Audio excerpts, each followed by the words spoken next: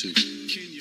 It's the 21st of April, 2025. And, yeah, it's been very interesting news cycle. I want to say to those that are experiencing rough times, people that are scared, people that are afraid, people that are, stressed, worried about what is to come, and what is already happening right in our faces. Yes, my sympathies go out to you and to all of us, because this is a global event. Trump has not only attacked Americans, U.S. citizens, other Americans, Canadians, Mexicans, Panamanians, many, but also Europeans, allies, people that are traditionally allies. And don't get me wrong, I'm not just speaking about NATO nations. I mean other allies, people that have worked together with the United States. Trump has attacked in various different ways, whether it's tried to withhold aid, whether it's tried to, just demean them verbally. These kind of petty attacks that no one should accept. No one should accept. It should not become a norm in anyone's life. And if you have any form of dignity, you understand what I mean. You don't just go along with somebody that thinks they can do anything and talk any way to you. Nah, the earth has progressed beyond that. Now, let me just do an audio check real quick. Okay, good, perfect. Now, today's stream is about Kamala Harris, and it's entitled, Kamala Harris Warned You. She warned of mass deportations. She warned of detention camps, and she did so in her 2024 presidential campaign, election campaign, to be the first woman president of the United States of America, let alone first, not second, she's the second black woman to run for the presidency. The first was Shirley Chisholm, as a lot of people may know or may not know. If you don't know her, look up Shirley Chisholm. I mean, she was a groundbreaking presidential candidate, right? I forget what year it was, but it was in the 70s, around there, right? Now, she's of Jamaican descent, by the way, to all those from Jamaica. But she's a Jamaican American now, so let's let's understand that. But today, maybe she would be under threat of being deported. Who knows? I don't know. But that's up to the KKK right now in the White House. But in any case, Kamala Harris, she spoke at over 28,000 campaign events, right, that were scheduled. That's a lot of campaigning. That's numerous campaigns a day. I don't even know how you do it, but that's true. But let me get into it. During the year 2024, Kamala Harris warned that Donald Trump's proposed immigration policies could result in massive raids. These are the raids you're seeing now, and massive detention camps. These are the camps that you're seeing these people being brought to and held. In one speech at the Congressional Hispanic Caucus Institute conference in September 2024, she criticized Trump's call for mass deportations, questioning how such operations would be implemented and expressing concern over their potential impact on immigrant communities. Immigrant communities can be people that are just moving to the country in their lifetime, their children, that kind of thing, right? Now, However, Harris did not. She didn't specifically talk about South American or removing residents, right, to South America. No, no, no, no, no. But she did warn of this thing because these were ideas that Trump had spoken about openly, right? And he's been speaking about this for a while. People, sycophants, and people that support Trump, they wanted raids. They wanted mass deportations. They wanted that. And when the question was brought up of detention camps and things like this, they just, we don't give a damn. Yeah, so what? That was what the 2024 election cycle was like. So people got to hear from Trump. Let me see here. During her 2024 presidential campaign, Kamala Harris participated in a substantial number of speaking engagements across the United States. While an exact count of her appearances isn't publicly available, reports indicate that her campaign organized approximately 2,800 events in key battleground states between Labor Day and Election Day. These events encompassed rallies, town halls, policy speeches, and community visits, often featuring notable figures like Beyonce, Cardi B, people that, they didn't like that. The right doesn't like that. They're like, oh, man. And even some of the left, by the way, like the Jill Stein voters, they criticize that. Oh, you just buying people off, Kamala, right? They criticize these things. Me, myself, I don't know why they would, because, you have Kid Rock at at Trump rallies. This is just regular stuff that happens, and entertainers have the right to support politicians if they want, right? Her campaign strategy emphasized large-scale events. So that means, a lot of these events had maybe 20,000 people. The big ones had maybe 20,000 people attending, right?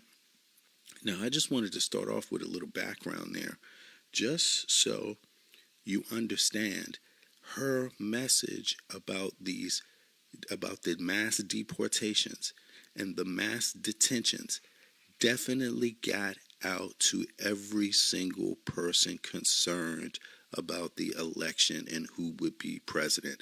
There is no person that was in the United States that had the thought of, who should I vote for, that did not hear Kamala Harris numerous times, if not hundreds of times, repeat over and over and over again that Trump wants to deport migrants, wants to deport all types, immigrant families, wants to revoke citizenships, wants to put people in detention camps. You cannot say you did not hear that. Maybe you didn't hear it if you're deaf. That's understandable, but you got the information. You got the information. If you didn't get the information, I don't know what presidential election you were following. Maybe one on Mars. Maybe one in some conspiracy theory book. Maybe that's the one you were listening to. Maybe you saw it on, I don't know. You were watching Joe Rogan, or maybe you were watching somebody. Even Joe Rogan's dumbass. He even talked about it, but he tried to make it seem like, ooh, boo-hoo, they're just trying to scare people, y'all. No, it wasn't. It was real.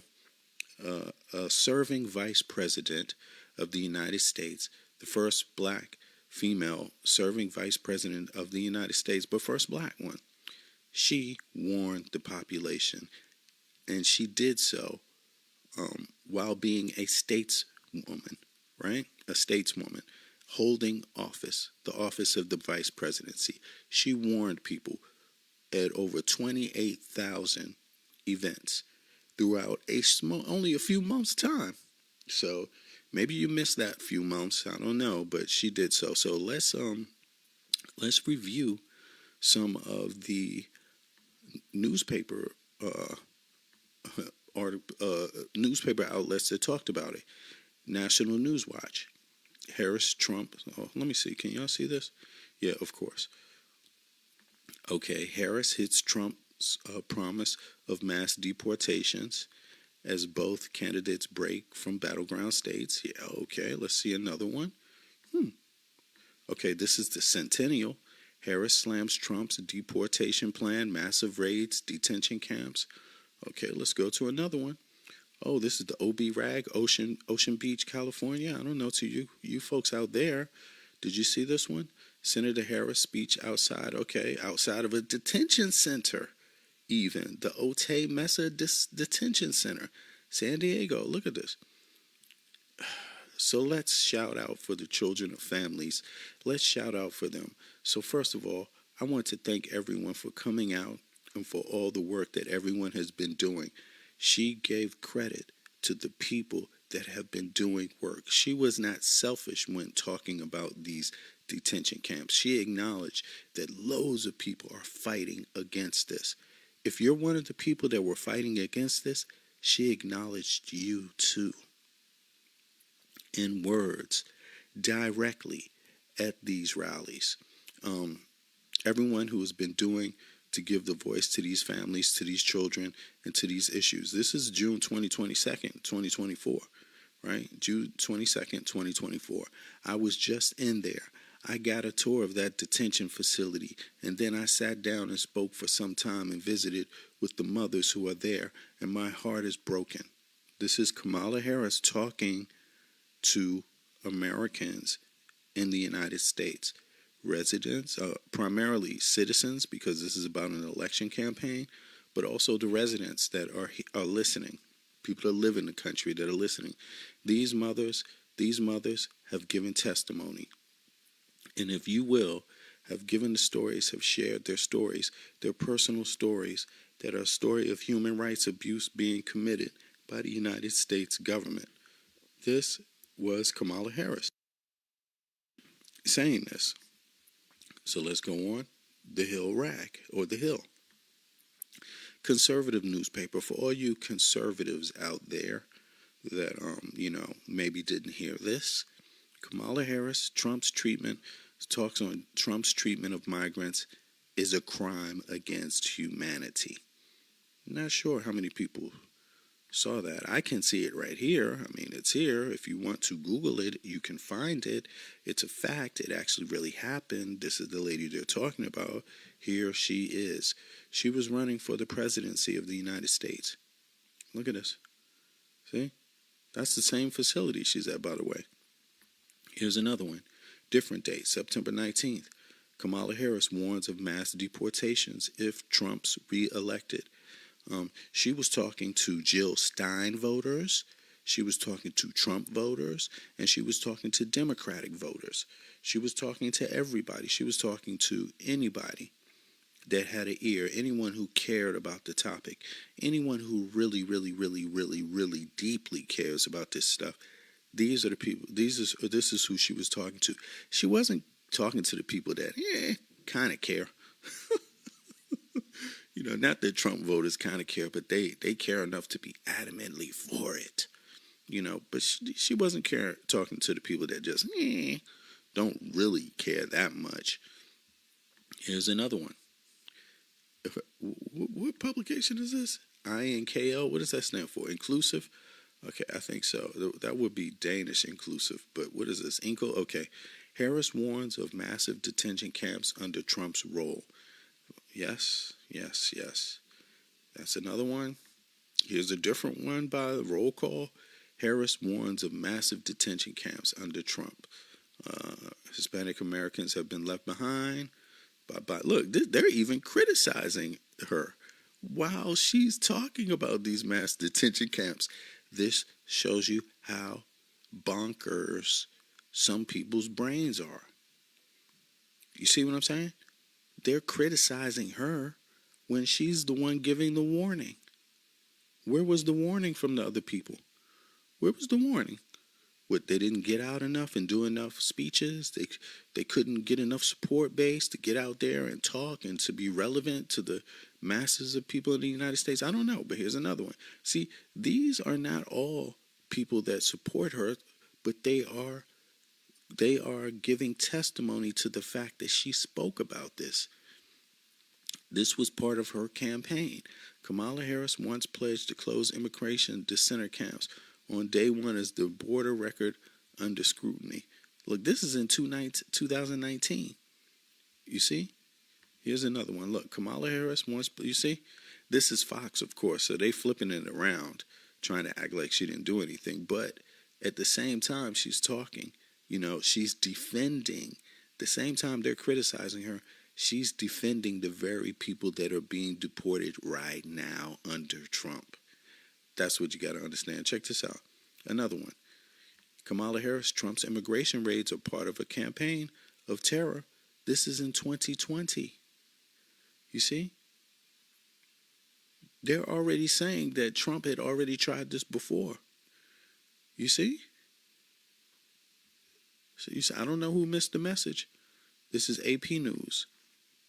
This is during the campaign, September 18th, 2024.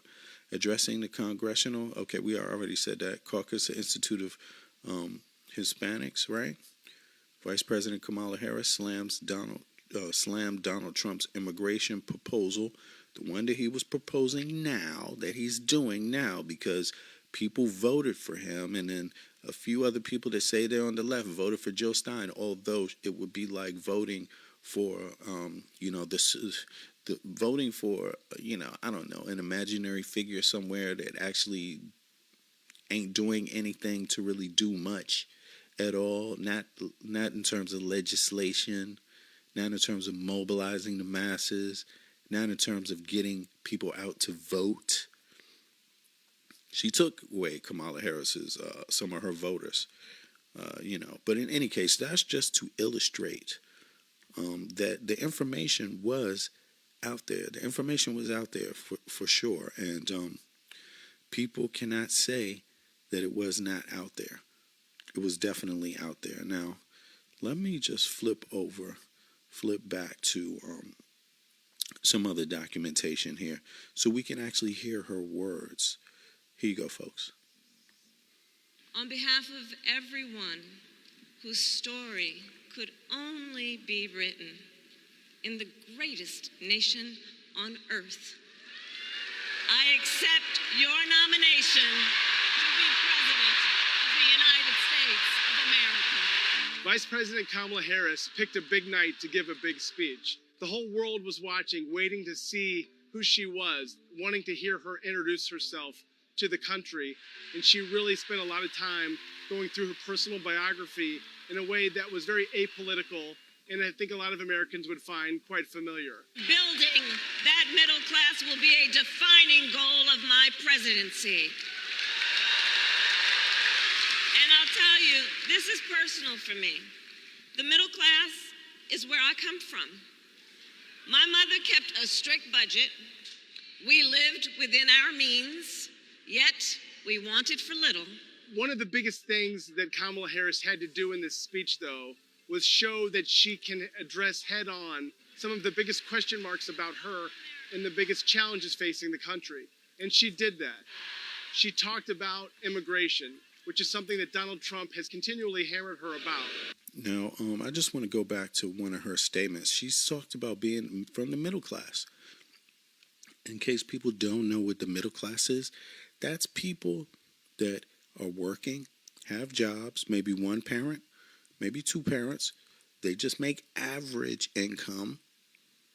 Average income means you're pretty much living, if you're not living check to check, you're living, every 2 checks. If you miss 2 or 3 checks, then you're in stress or less, right? Something above that would be closer to the upper middle class, but she was just average middle class, And most migrant families know what that's like. Most Americans know what that's like. 80%, 75% of Americans should absolutely, without any other qualification, know exactly what that is like. That message, if you're talking to a rational group of people, should resonate, but I digress. Within our means, yet we wanted for little. One of the biggest things that Kamala Harris had to do in this speech, though, was show that she can address head-on some of the biggest question marks about her and the biggest challenges facing the country. And she did that. She talked about immigration, which is something that Donald Trump has continually hammered her about. Well, I refuse to play politics with our security, and here is my pledge to you. As president, I will bring back the bipartisan border security bill that he killed, and I will sign it into law. By saying that she would support a bipartisan bill, it could give independents and Republicans some comfort knowing that she knows this is a big issue and that the status quo is unacceptable. Another one of the biggest question marks facing Harris is how she would handle the crisis in the Middle East. She spoke openly about the need for Israelis to be able to defend themselves, which I'm sure are words that many Israelis wanted to hear, and many Jewish people in America as well, because there's a lot of questions about where she stands on this. I will always stand up for Israel's right to defend itself, and I will always ensure Israel has the ability to defend itself, because the people of Israel must never again face the horror that a terrorist organization called Hamas caused on October 7.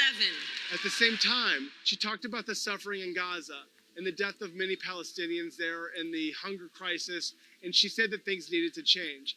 Hold on. What did she do? What did she do? Hold on. She didn't just and only talk about defending, making sure that Israel has the capabilities to defend itself, but she's talking within a specific realm. Now, she did not ignore Palestinian suffering or the fact that something has to be done about it. Listen. Suffering in Gaza and the death of many Palestinians. On October 7. At the same time, she talked about the suffering in Gaza and the death. On October 7. At the same time, she talked about the suffering in Gaza and the death of many Palestinians there and the hunger crisis, and she said that things needed to change. The scale of suffering is heartbreaking. President Biden and I are working to end this war such that Israel is secure, the hostages are released, the suffering in Gaza ends, and the Palestinian people can realize their right to dignity, security, freedom, and self-determination. So, people heard this. She spoke this. This is at the DNC. I believe that was the DNC where she spoke. Maybe it was was it the first night? Could have been day one, or was it the last day? I'm not sure. But in any case, this was a big speech by Kamala Harris. And I don't know what that sounds like to you. I don't know if it sounds to you like she's taking sides, like she prefers Israelis over Palestinians.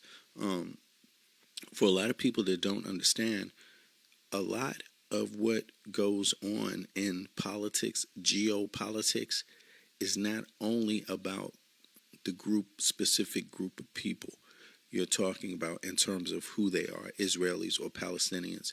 No, a lot of times geopolitics is about the region, relations broader than just Israel and Palestine, although Israel and Palestine ties into that.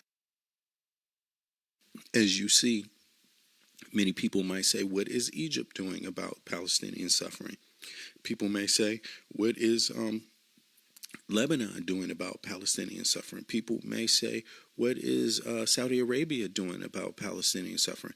People may say, hey, well, why is Iran involved in arming Hezbollah, arming Hamas? This is called geopolitics. People may say, why is Putin and Russia arming Iran and Hezbollah and Hamas? Because this is geopolitics. So, also for the United States, part of the issue regarding Israel and Palestine goes back to geopolitical interests. It's not really that much, or it's not really specifically and only about Israelis and Palestinians, which adds some complexity to the problem. Now, I'm not defending it. I'm recognizing it. There's a difference. And I really, really, really hope that people begin to recognize the difference so there can be some real peace. So there can be opportunity for Palestinians to have a real, normal life, a healthy life. Because, see, me, myself, I'm not one of these revolutionaries that is so bold and proud. I'm not one of those. I'm one that doesn't want to get anybody hurt. I'm one that doesn't stick my chest out all the way over here in the West over the internet while a Palestinian child is being bombed. I'm not that type of revolutionary. I'm the type that doesn't want to put people's lives in harm's way. I'm the type that doesn't want to pretend there aren't other dynamics attached to a situation that have real implications for the outcome. I'm not one of those. I'm not one of those finger pointers. I don't really care, and I don't really understand why anyone would care who started it. Did Israel start it? Did Palestine start it? Who gives a fuck? Why wouldn't you just be willing to do what it takes to stop the suffering? And if doing what it takes to stop the suffering means, saying Israel has the right to exist, then why wouldn't you just do that if that stops the suffering? I'm not saying that's the only issue, but I'm just saying as an example. Because what's the worst alternative? A world war? Or even before World War, what's the worst alternative? The entire region gets bombed? Would that be better? More Jews, more Muslims lose their lives? Would that be better? Would that be a better thing? Well, it would be for some of the internet revolutionaries. So watch who you listen to, because you could listen to somebody who doesn't have love and respect for all human beings and has hatred in their heart. And this hatred approach tends to get a lot more people killed in the long run. It tends to extend the suffering longer than it has to happen. This proud thing. Now, I don't blame Palestinians for being proud, but I'm going to be a person that lends a hand in being reasonable. I'm going to be one to tell you that Trump doesn't give a shit about you and would really like to exterminate you today. And I will tell you Kamala Harris did not. I'm going to be one of those. You see? And I would say gladly that Kamala Harris would have been the better choice. Far better choice. Because goddamn, if you don't know that Trump doesn't give a goddamn about you, you missed a lot. And Israelis, if you don't know that Trump doesn't give a goddamn about you, you missed a lot. Kamala Harris didn't hate Jews or Muslims. She didn't hate Israelis or Palestinians. She's a woman that wanted to be given the opportunity to make her own case with having the power of the pen, the power of the presidency in her hand. She didn't get that opportunity. A rapist got that opportunity. A fraud got that opportunity. And that's what we're seeing now. But let me just continue. Let her speak a little bit more. And tell them exactly how she would be able to achieve something that President Biden has so far been unable to achieve. She would be able to... Dignitaries are released. President Biden and I are working to end this war such that Israel is secure, the hostages are released, the suffering in Gaza ends, and the Palestinian people can realize their right to dignity, security, freedom, and self-determination.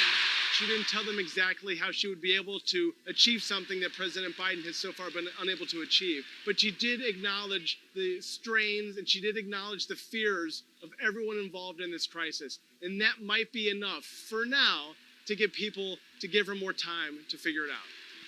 Might be enough to achieve. But she... To dignity, security, freedom, and self-determination. Now, it's obvious people loved that perspective. If you hear the cheers in the DNC, people loved that perspective, right? And what did they love? And the Palestinian people can realize their right to dignity,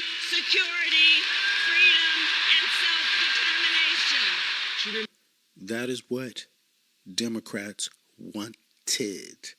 That's why they screamed like that. Supporting Israel's right to defense is nothing special for Americans. It's nothing special for Republicans. It's nothing special for Democrats. That's been the status quo. But not because of the Palestinian people, also because of Iran, also because of other things that have happened in the region. Don't forget, there was a war with several countries involved in that region, involving Israel. So, not saying it's right or wrong, just saying it's a fact. Just acknowledging it as a fact. Not using that fact to eliminate all the other facts. Just acknowledging that fact also, which, if you want to find a solution to this issue, you must acknowledge all the facts, everybody's facts. You ain't going to solve shit, in my view, if you just don't acknowledge all the different dynamics, But let's listen again. Here's her speech. She's talking about Israel. She's talking about Palestine. She's talking to Democrats. She's talking to Americans, citizens. You tell me, who did they cheer most for? Are released. President Biden and I are working to end this war such that Israel is secure, the hostages are released, the suffering in Gaza ends, and the Palestinian people can realize their right to dignity, security, freedom, and self-determination. She didn't tell them exactly how she would be able to achieve something that President Biden has so far been unable to achieve. But she did acknowledge the strains, and she did acknowledge the fears of everyone involved in this crisis. And that might be enough for now to get people to give her more time to figure it out. That's why they screamed like that. Supporting Israel's right to defense is nothing special for Americans. It's nothing special for Republicans. It's nothing special for Democrats. That's been the status quo. But not because of the Palestinian people, also because of Iran, also because of other things that have happened in the region. Don't forget, there was a war with several countries involved in that region, involving Israel. So, not saying it's right or wrong, just saying it's a fact. Just acknowledging it as a fact, not using that fact to eliminate all the other facts, just acknowledging that fact also, which, if you want to find a solution to this issue, you must acknowledge all the facts, everybody's facts. You ain't going to solve shit, in my view, if you just don't acknowledge all the different dynamics, But let's listen again. Here's her speech. She's talking about Israel. She's talking about Palestine. She's talking to Democrats. She's talking to Americans, citizens. You tell me, who did they cheer most for? Are released. President Biden and I are working to end this war such that Israel is secure, the hostages are released, the suffering in Gaza ends, and the Palestinian people can realize their right to dignity, security, freedom, and self-determination.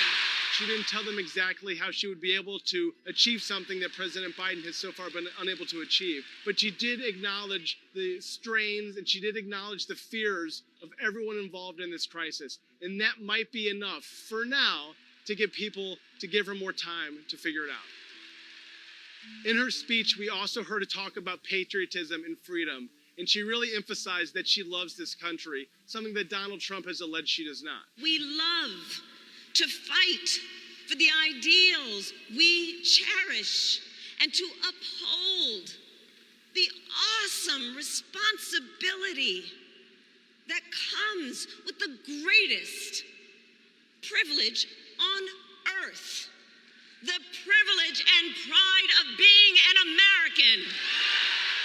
Over the course of the evening, veterans were brought on stage. Let me introduce you to some of the many Democrats who understand what service means. Former Congressman Adam Kinzinger, a veteran, and a Republican came on this stage. The Republican Party is no longer conservative. It has switched its allegiance from the principles that gave it purpose to a man whose only purpose is himself. So that means Some of this split, if you notice in the 2024, there were a substantial number of people from migrant background, Palestinian, Hispanic, others. But let's start with these two groups, because these groups are heavily affected right now. They're not the only ones. Also people from Caribbean, people from, right? But let's start there. You could say 50% of these groups of people didn't vote for Kamala Harris. 25% of them or more, maybe 40% of them literally voted for Trump. Yes. A small percentage of them may have voted for Jill Stein. I don't know how many, but it's so small. It's almost, it's just small, just enough to affect the Democrats, not enough to do a damn thing for against Donald Trump. So yeah, it didn't matter for Trump, right? And this is because he at least had a party that looked at the details, looked at the numbers in a comprehensive way to come up with a strategy to win. Yes, you need to do that. And Democrats did that. But what did the voters do? Did the voters look at that comprehensive information? And did they say, hey, we all need to come out and vote and support Harris because she's the only candidate that really gives a damn about most people anyway, right? Did they do that? Nah, not exactly. There was a little bit of a hell of a lot of support for a few months campaign though. She came second if you take away the gerrymandering and you take away the fact that 80 million Americans didn't vote at all and normally don't vote in presidential elections, and then you take away the fact that 4.5 million votes were alleged to have been cast out from swing states. Maybe if those things didn't happen, she would have definitely won. Just the gerrymandering or just the voting being cast out. But again, these are things that people talked about in advance. Gerrymandering is not new. The idea that the Republican Party in certain states would try to stop voters from voting, that's not new. Everyone should have been on deck. Everyone should have been aware. Everyone should have been ready for the deportation camps. Everyone should have been ready to know that Donald Trump doesn't give a fuck about Israel or Gaza and would commit genocide if necessary to, achieve his hotel strategy. He said it. He didn't say genocide, but he said the plain language of he wants Gaza. He wants Gaza. He said that, 5 years before. He wanted it. His son said he wanted it. He said it would be a great hotel place, a great resort. Y'all didn't believe him? Okay, you didn't believe him. I bet you believe it now, though. Too late. Millions of Americans wonder whether she could kind of take this job on day one and deal with the crisis in Ukraine, deal with the crisis in the Middle East, deal with issues related to China and Venezuela and unexpected challenges that would come up. And what she tried to express and what Democrats tried to express is that she has the bona fides, that Democrats are a party of national security and patriotism.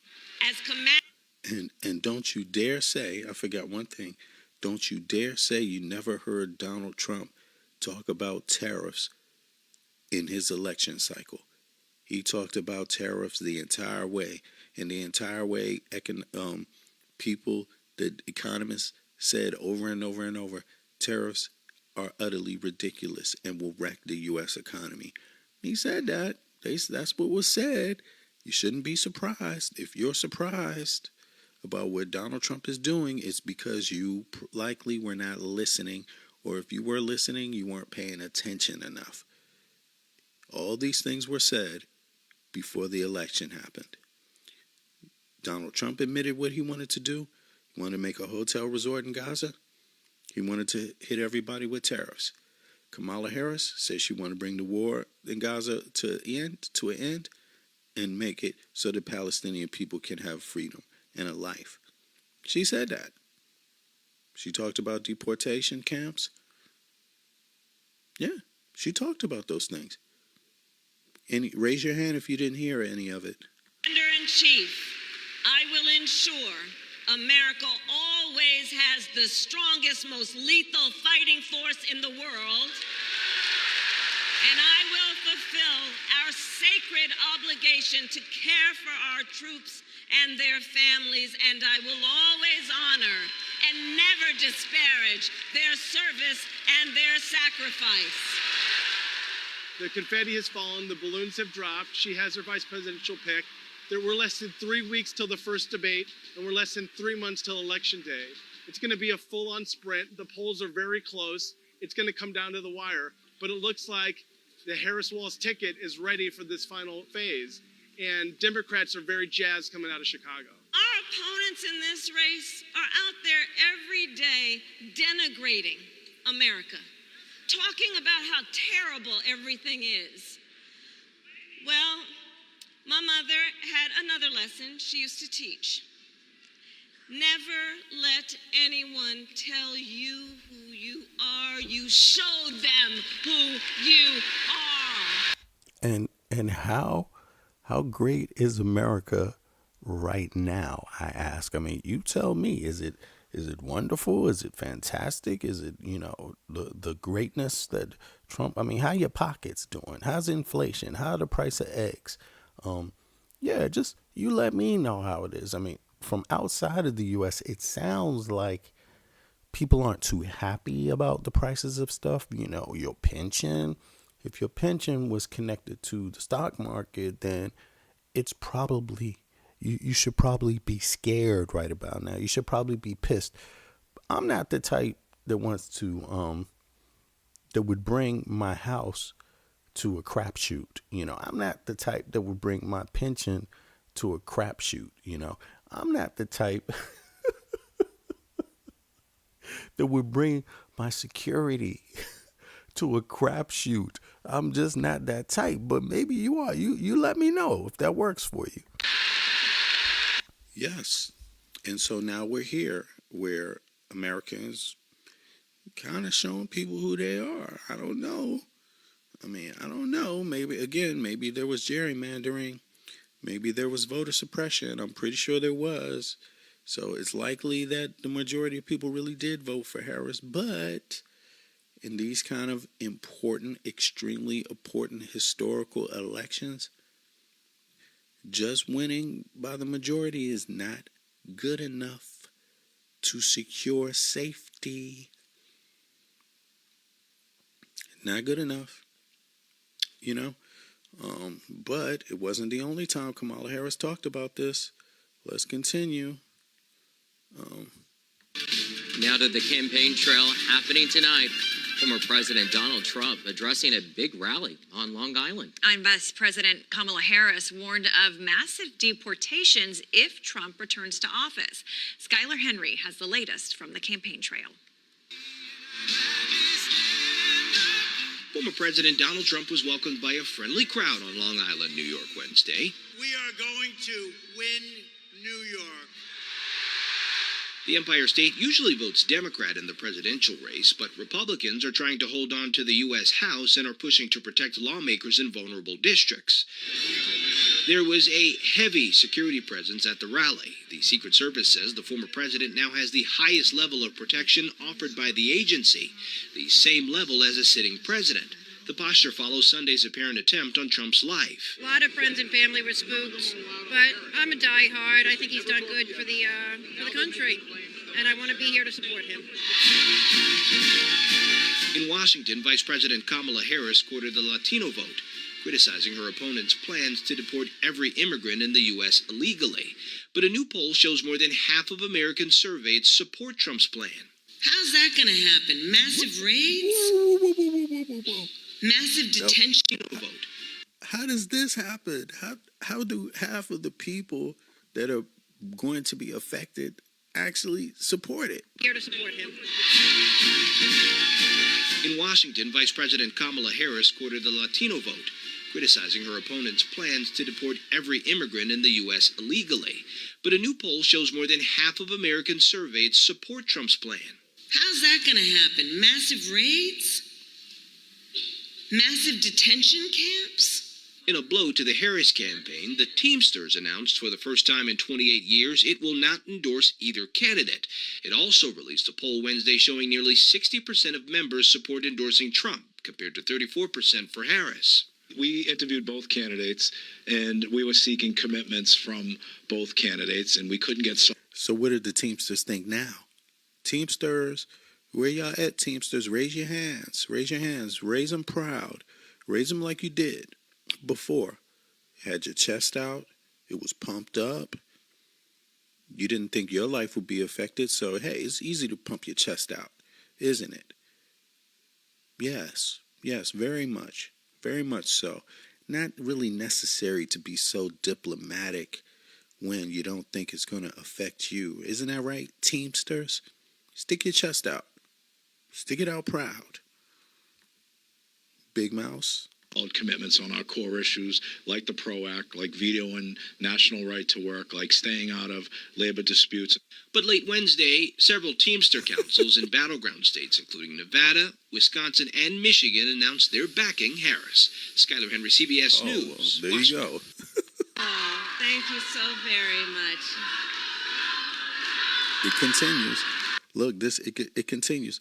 Kamala Harris went around 2,800 events, speaking events, across the country, most of them in battleground states, where she talked about these issues. In each one, she highlighted deportation camps. Yes, she did. She talked about it. Donald Trump highlighted tariffs.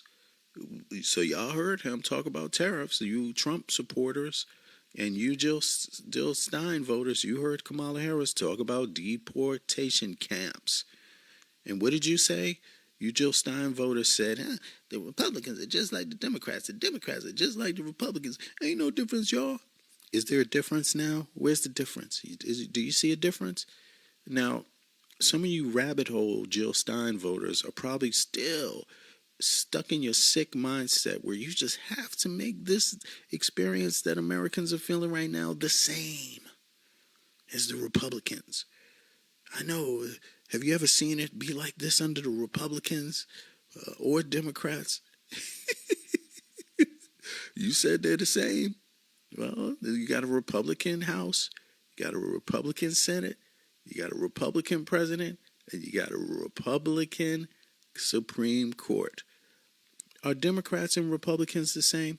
Oh, I get it. No, you're going to switch to your B argument, which is the Democrats don't fight hard enough. They don't fight for the people hard enough.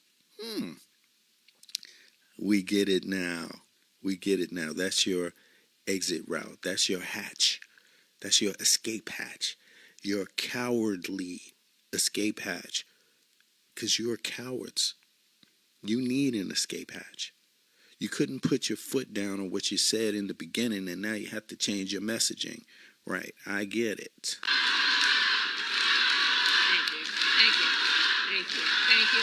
Thank you. I appreciate it. Thank you so very much. I just wanted for a moment to speak about Teresa.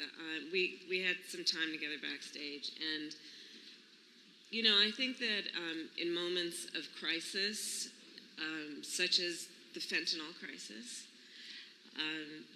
there are people who, through their suffering and their pain, rise with courage in such a selfless way to be a voice for others with the anticipation and the hope and the hard work of hoping that. Now, in case you think she's not going to talk about deportation camps here, she is. So just take a listen. Their story will be the reason other people don't have that story. And you sharing your story about Jacob and your advocacy on why we have to stop this scourge is so incredibly important. And again, I applaud Teresa, and I know we all do. And our need to stop this issue is one of the reasons that we are all here together today. I also want to thank the extraordinary elected officials who are here. Senator Mark Kelly came with me. He and his extraordinary wife, Gabby Giffords, traveled with me from Washington, D.C. to be here, and Senator Kelly has been talking with me for quite some time. Now, you know what? Somebody mentioned to me the other day the word dignity, how you talk to people. You know, they were having a little debate on Facebook. One person's a Jill Stein voter, the other person isn't. And I agree with the other person who isn't on that topic. But they mentioned, you know, I try to speak to this person in a dignified way. This very person listened to Kamala Harris speak in a dignified way. And all they have done for the last year is trash her openly in the most undignified manner. And this is what I mean when I said this person doesn't give a fuck about that. You see, let's keep our train of thought here. Let's keep the topic focused. Let's stay on point with this one. Yes, this person has spoken about Kamala Harris for over a year in the most undignified manner. Take a listen. And the person that I'm talking about, you need to listen to what speaking to people in a dignified manner sounds like. Listen. About the importance of this visit. And so I thank you in front of all of our friends for your work. Thank you.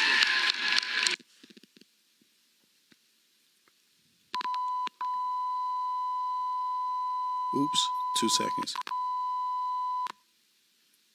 Sorry Needs about of that. your community, and I thank you for your leadership as well. And to all the elected and community leaders here today, thank you for taking the time out of your busy lives to be here this afternoon. Before I begin, I do want to say a few words about Hurricane Helene. I spoke this morning with our FEMA Administrator, Chris Well, and President Biden and I, of course, will continue to monitor the situation closely. All you people that stuck your chest out weren't able to speak about Kamala Harris in a dignified manner inside of the United States. Let's see what happens when a hurricane strikes. Let's see what happens when a tornado strikes. Let's see what happens when flooding starts. Let's see what happens when the ice hits. That will be a while, but you will get the hurricanes. You will get the tornadoes. You will get the flooding. Let's see how this dignified person speaking to you, let's see how those thoughts come back in your brain all of a sudden. Because you're going to be like, I wish we had Kamala. I wish we had somebody that could speak about flooding in a dignified way, the suffering of the flooding. I wish we had somebody that could speak about the suffering of the hurricanes, the tornado seasons. I wish we had somebody like that. I guarantee you will. It's going to be like being on your deathbed, and all of a sudden, flashes come into your mind about what coulda, woulda, shoulda, but ain't gonna be. Because right now, you have the most undignified president, very similar to the thinking of the person I was describing earlier on Facebook, a very undignified person that has already said they're going to cut your federal funding for disaster emergencies. You already witnessed it in California, the fires. You already witnessed it. And you already witnessed how he talked to that Democratic governor of California regarding the fires. But that wasn't your problem, was it? No, it wasn't your problem. Because you're a sociopath. You're a nut. That's why it wasn't your problem. You're not used to hearing what dignified sounds like when a person is dignified and is speaking to you in a dignified manner. No, that sounded alien to you. Let's listen to some more examples of a dignified person speaking in a dignified manner. A person that has dignity, and hoping you do too. We have mobilized more than 1,500 federal personnel to support those communities that have been impacted. We have food, water, and generators that are ready for deployment. And we are working to restore power for millions of people who currently are experiencing outages. And I just want to stress, and for the press that is here, to those who are watching, The storm continues to be dangerous and deadly, and lives have been lost, and the risk of flooding still remains high. So I continue to urge everyone to please continue to follow guidance from your local officials until we get past this moment. So thank you all, and now I'll speak about, in particular, the people who are here today and why we are gathered here together today. So Arizona, I think you all know, and this is why you are here, there are consequential issues at stake in this election. And one is the security of our border. The United States is a sovereign nation, and I believe we have a duty to set rules at our border and to enforce them. And I take that responsibility very seriously. We are also a nation of immigrants. The United States has been enriched by generations of people who have come from every corner of the world to contribute to our country and to become part of the American story. And so we must reform our immigration system to ensure that it works in an orderly way, that it is humane, and that it makes our country stronger.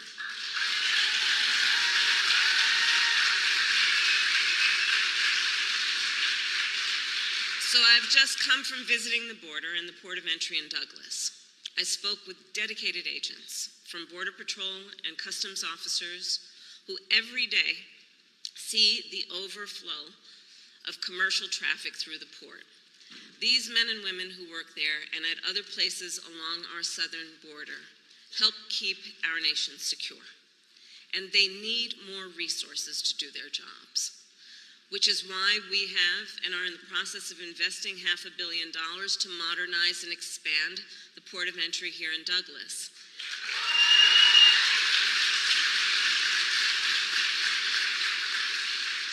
And why last December I helped raise the rate of overtime pay for border agents, and also why I strongly supported the comprehensive border security bill.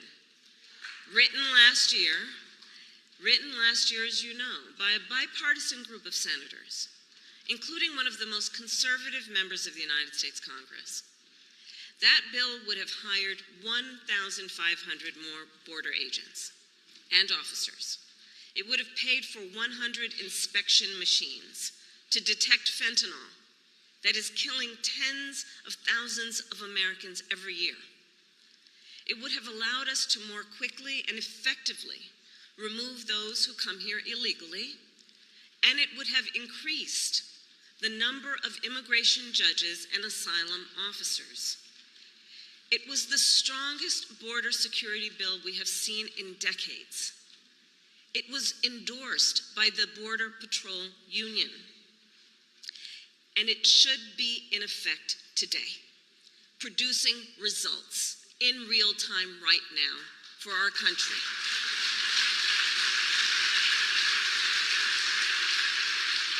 But Donald Trump tanked it.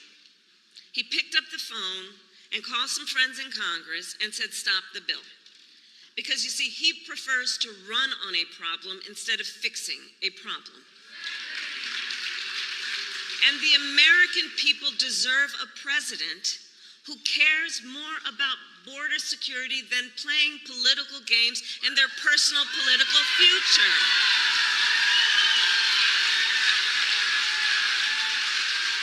See, Kamala Harris, she believed that you can have comprehensive border security, which every nation strives to have. That should be a norm and is a norm. But she didn't believe you have to do that at the expense of human rights. She didn't believe you had to do that at the expense of civil rights. She didn't believe that. And she also didn't believe that you have to do it, try to target people for their personal background. Are you Muslim? Are you Latino? Are you black? Are you African? Are you, these kind of things, right? She didn't believe that. And but you have a president who does adamantly believe in those things, as the evidence shows, right? As the evidence would lead you to believe most likely, right? You have a president who doesn't speak compassionately about these things. Now, Of course, a lot of the immigration issues regarding the border, these are issues that are political issues. Any failure, it's because it's been a political failure of politicians across the board to be able to act together. But the thing about it is that it's hard as a president who's already revisited this issue to complain about it. It's hard for because this is what you have to work with. But she definitely didn't want people deported. She definitely didn't want people given temporary status deported for whatever reason. She definitely didn't want people that have legal status deported. She definitely didn't want first-generation Americans deported. She didn't want these things, and she spoke about it eloquently in a dignified manner for months and months and months and months and months. No one could claim to have not witnessed it, seen it, and no one could make any type of claim that she's not speaking to you in a dignified, caring manner, showing that she actually really does care and really does understand and really does have intentions to do the right thing. Now, you could still argue that you don't like her for whatever reason, which plenty of people did, but you cannot do it and say that she was not dignified, that she didn't speak in a dignified manner to you. You cannot say that she didn't speak in a comprehensive manner to you. You cannot say that she didn't speak in a way to let you know she understands the issue of the border. At the same time, she understands dignity, people's human rights, people's civil rights are just as important. You can't claim that while watching this video. That's all I'm saying. Now, you could claim it while watching a conspiracy video made by the Russian government somewhere, funded by the Russian government, or some people aligned with it. Yes, you could. You could do that. I've seen a lot of people do that. But, then again, those things are designed, this information is designed to drive you crazy and immobilize you and make your vote ineffective.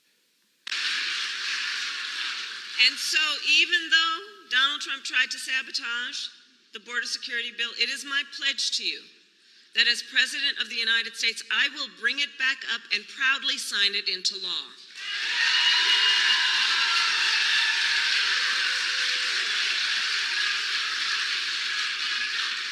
And let me say, the issue of border security is not a new issue to me. I was Attorney General of a border state for 2 terms.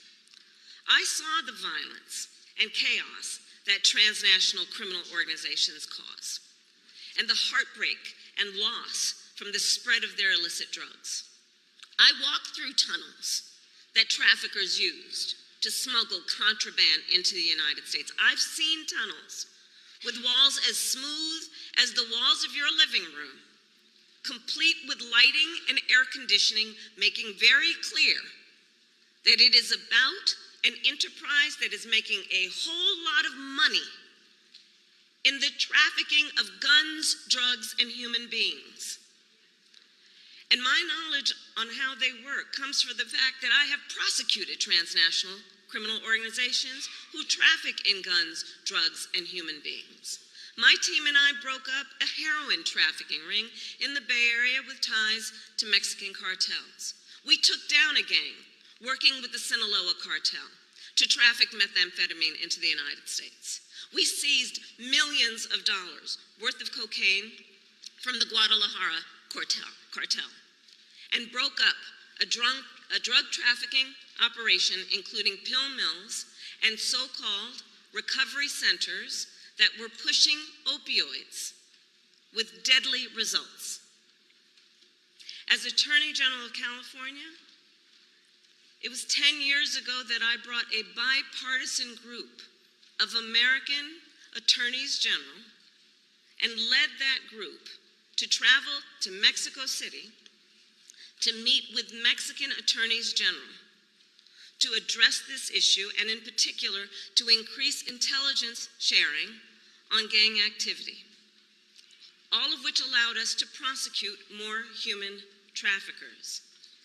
And I started, as Attorney General, the first comprehensive report in the state of California analyzing transnational criminal organizations and the threats they pose to public safety and to the economy. So stopping transnational criminal organizations and strengthening our border is not new to me, and it is a long-standing priority of mine. I have done that work, and I will continue to treat it as a priority when I am elected President of the United States. For some reason, I don't know if it's because, bigotry works this way. I don't know if people were bigoted towards her because she's a Democrat running under, she's a human being. She's a vice president. She's an ex-state attorney general. She's, been elected to several different seats. Every job that she's had in the last 35 years is, it's because she won an election, whether it's on the state level or federal level. But I don't know if people were just bigoted towards her because she's a Democrat. If you just didn't like her because she's a Democrat, that would make you a bigot. I don't know if it's because of her color.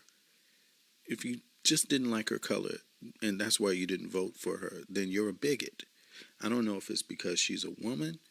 If you didn't vote for her, just because she was a woman, that makes you a bigot.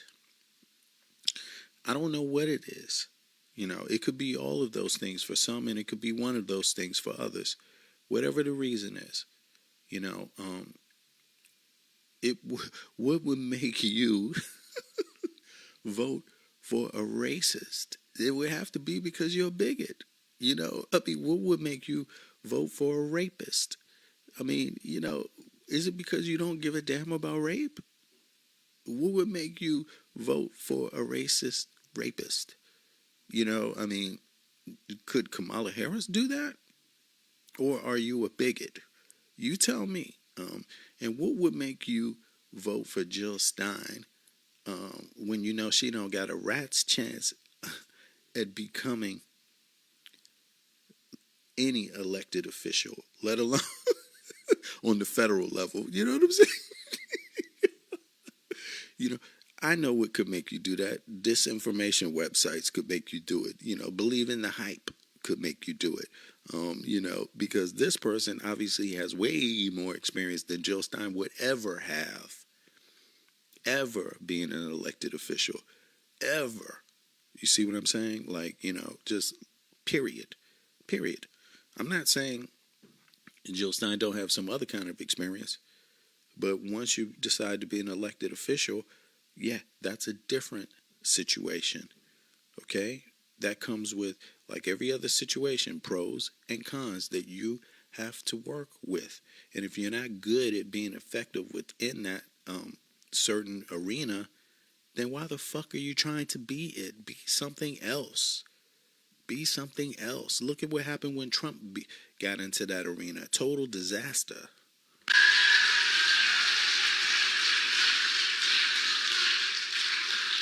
And it is my pledge to you, understanding how solutions get formed, that I will reach across the aisle and I will embrace common sense approaches and new technologies to get the job done. Because I know transnational gangs coming across the border, trafficking in guns, drugs, and human beings could care less who somebody voted for in the last election. They could care less. They've got one goal in mind.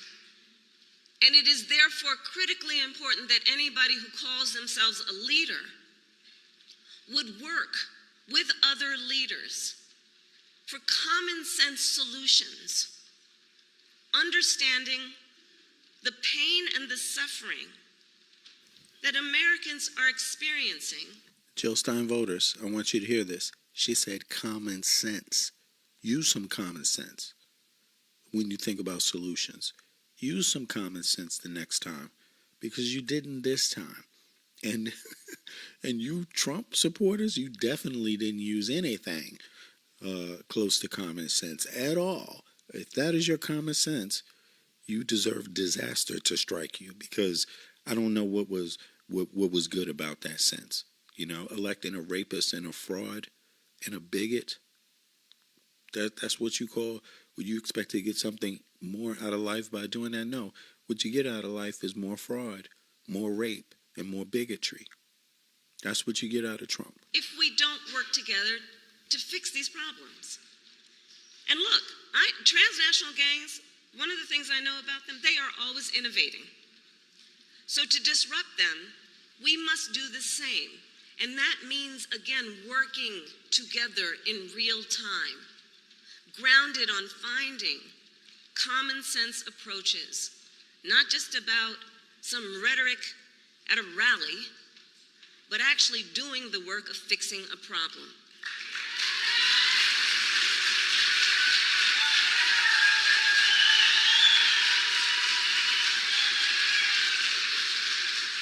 And as president, I won't only bring back the border security bill that Donald Trump tanked. I will do more to secure our border. To reduce illegal border crossings, I will take further action to keep the border closed between ports of entry. Those who cross our borders unlawfully will be apprehended and removed and barred from re-entering for 5 years. We will. For those that are just joining, we're listening to different speeches that Kamala Harris made on her campaign trail, where she spoke to the voters on a number of issues. But what we're looking for here is how she didn't scapegoat border security with kicking out migrants, kicking out, legal migrants, kicking out American citizens, kicking out immigrants, first, second generation immigrants, kicking out people that have been given legal status, temporary legal status. She didn't scapegoat those people for criminals. She found a way to do both things, to focus on legal migrants, to focus on temporary status people that had jobs, working out there, on farms and different kind of things, jobs that we need people to service, right, to do, to fulfill, and another way to deal with international criminal gangs like rapists. She didn't throw them all in the same pot. You see, that's called comprehensive border reform, right? So we're just listening to her speak about that, and also while she talks about what Donald Trump is planning on doing, creating detention camps and talking about deporting Americans, deporting residents, deporting immigrants, deporting first generation, people also. Pursue more severe criminal charges against repeat violators. And if someone does not make an asylum request at a legal point of entry and instead crosses our border unlawfully, they will be barred from receiving asylum. While we understand that many people are desperate to migrate to the United States, our system must be orderly and secure. And that is my goal. And that is my goal.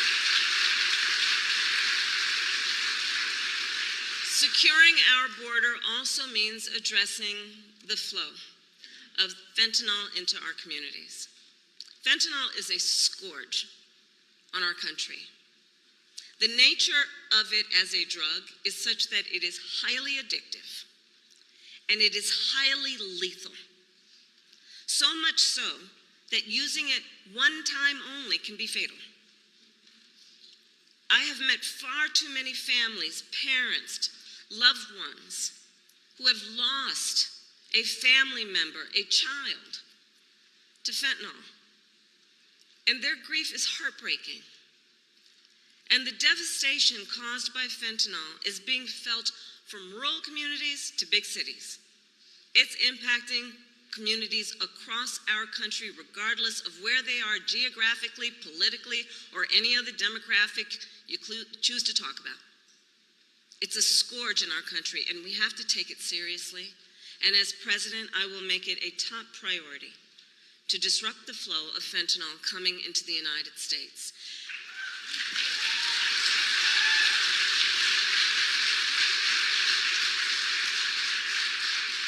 And I know everyone here understands that most of the fentanyl in America comes from two cartels based in Mexico. Most often, they are smuggling it.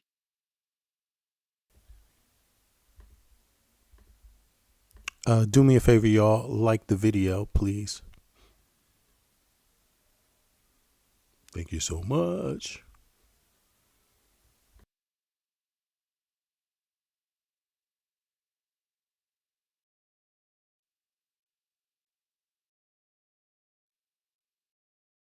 But did she speak on these things in a dignified, comprehensive manner? Yes, she absolutely, undoubtedly did better than any other candidate in the country, maybe in the history of the country. They need the resources to do their jobs. And as we could have done with that border security bill, I will surge support to law enforcement agencies on the front lines, more personnel, more training, and more technology, including 100 new inspection systems that can detect fentanyl hidden in vehicles. And we will make sure that our ports of entry, including airports and seaports, have additional state-of-the-art technology to detect fentanyl and the chemical tools used to make it. I will also double the resources for the Department of Justice to extradite and prosecute transnational criminal organizations and the cartels. Yes.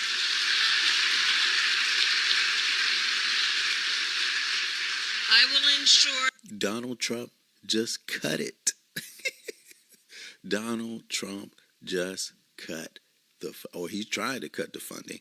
You know, Congress is supposed to hold the purse according to the Constitution, but Donald Trump don't give a fuck about that. Just like some of y'all don't give a fuck about speaking to each other in a dignified manner. Let me ask you, how did you talk about Kamala for the last year? Was it in a dignified manner? Was it in the same manner that she's speaking to you? Just asking. That we target the entire global fentanyl supply chain because we must materially and sustainably disrupt the flow of illicit fentanyl coming into our country. My approach takes into account also that the precursor chemicals used to make fentanyl are by and large made in China and then shipped to Mexican cartels and trafficked right here into the United States. Our administration demanded that China crack down on the companies that make those chemicals, and it has started to happen. But they need to do more. And as president, I will hold them to their commitment to... She's speaking in a dignified way to China. Is Trump speaking to China in a dignified way? What do you think China is doing about fentanyl right now? I mean, Trump just called them, Vice President Dickhead Vance just called them peasants. Do you think that was a dignified thing to say? Do you think that encourages them to stop sending fentanyl, speaking down to them? I don't know, but I would have to guess if I was throwing my money on the table, if I was throwing my life on the table, if I was throwing my house on the table, if I was throwing my pension on the table, if I was throwing my worker wage on the table, if I was throwing the safety of my life on the table, I would say it didn't actually help to call them peasants. It probably hurt. Significantly reduce the flow of precursor chemicals coming from China.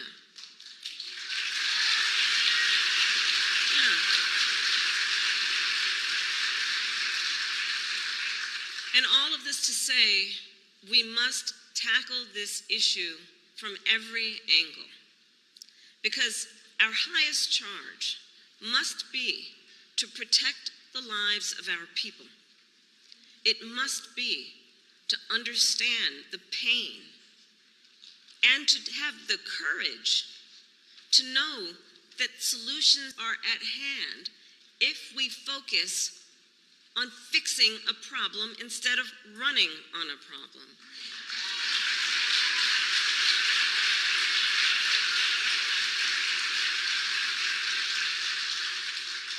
And on this issue, writ large, we must ensure that our country remains strong and competitive, which includes fixing our broken immigration system. And let me be clear, I reject the false choice. I reject the false choice that suggests we must either choose between securing our border or creating a system of immigration that is safe, orderly, and humane. We can and we must do both. We must do both.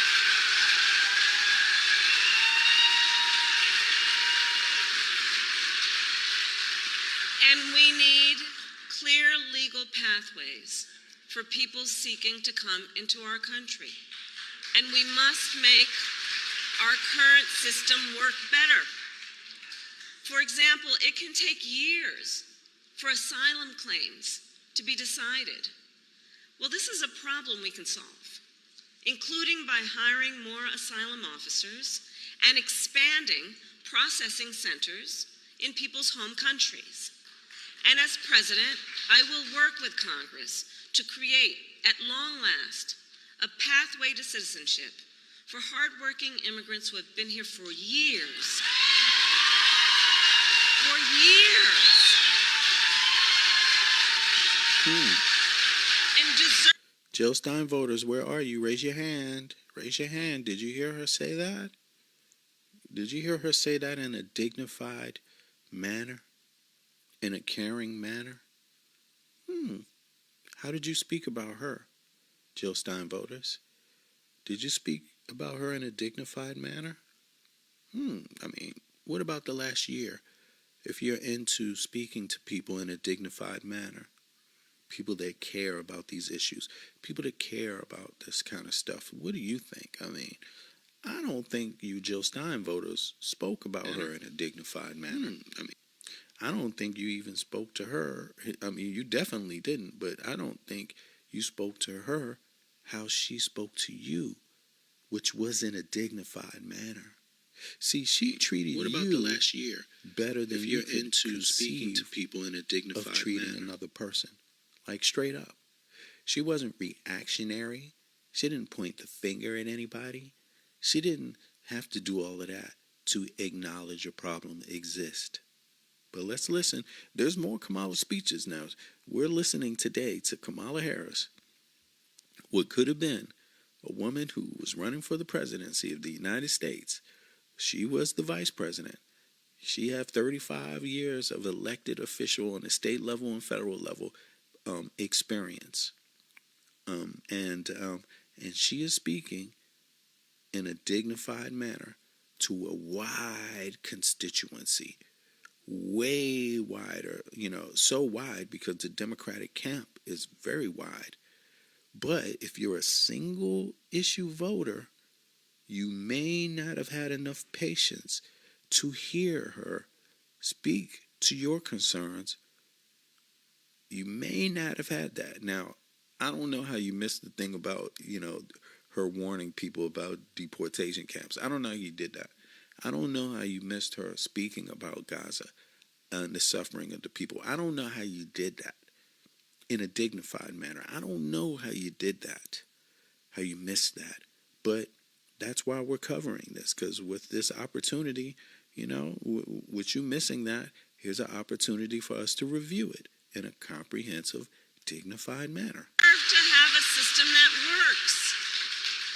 I also have in mind our dreamers. I have met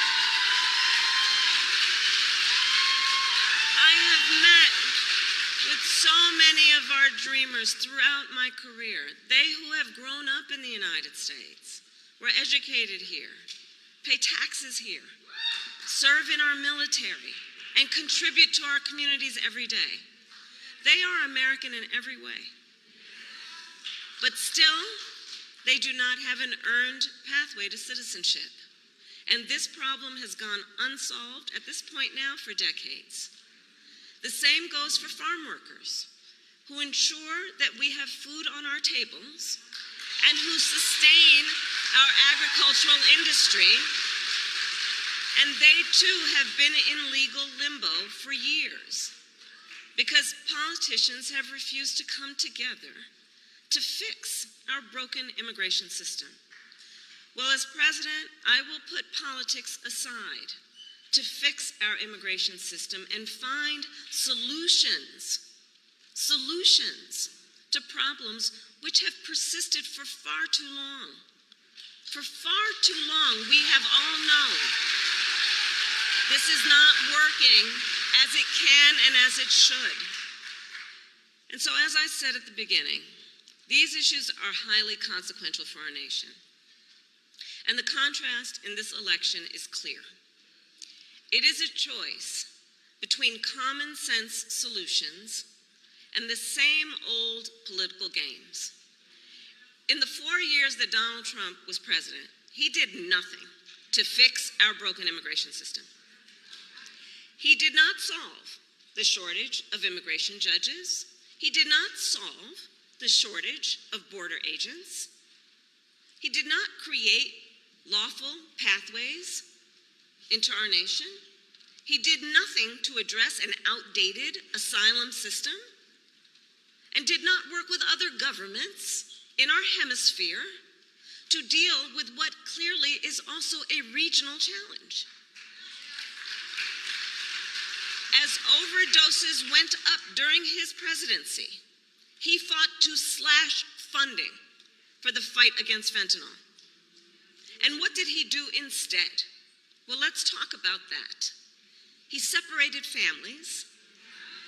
He ripped toddlers out of their mothers' arms, put children in cages, and tried to end protections for dreamers.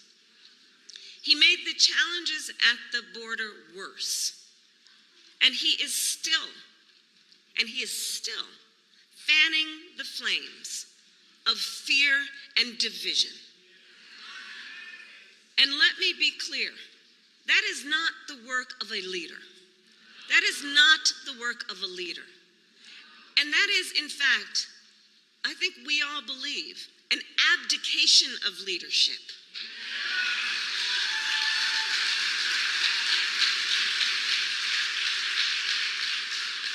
And so, on behalf of all across our nation who want to see these problems solved, I say we cannot accept Donald Trump's failure to lead. We should not permit scapegoating instead of solutions. And let's see what's happening. Let's not permit scapegoating instead of solutions. Now, we're listening to Kamala Harris speak in 2024 during the election cycle. And you tell me if she hasn't broken down everything that you're seeing now. I mean, everything that Kamala Harris said in 2024 came true. Everything that Trump said he was going to try to do came true. So what's the problem with the American people not being able to know what's right and what's wrong? Where does that problem come from? And, you know, there was a lot of people, you know, that really heard this. I mean, every American heard Donald Trump. Every American heard Kamala Harris. It was very clear.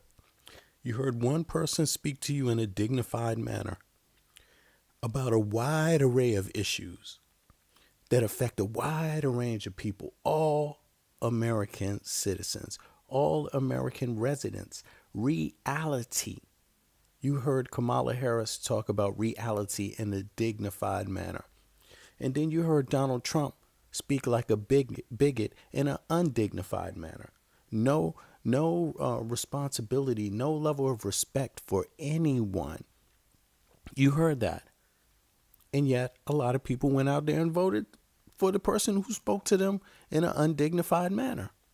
I mean, it is just utterly ridiculous. And now you have the nightmare because, see, a lot of people didn't understand what was going on with immigrants. They didn't look into it far enough. They got frustrated and stuck their chest out more than they researched the matter.